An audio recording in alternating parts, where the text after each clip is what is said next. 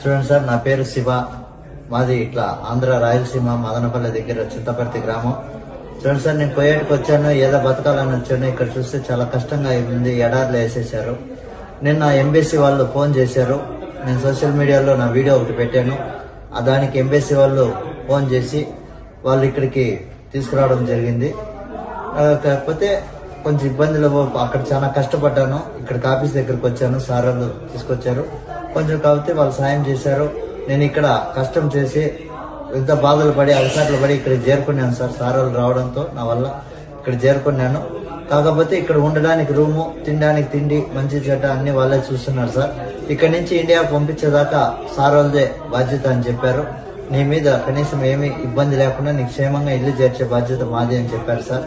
అందరికీ, ఆఫీసర్లకి, ప్రతి ఒక్కరికి ధన్యవాదాలు తెలియజేస్తూ నాకు సహకరించిన వాళ్ళకందరికీ నమస్కారం సార్. అందరికీ నా ధన్యవాదాలు తెలియజేస్తున్నాను.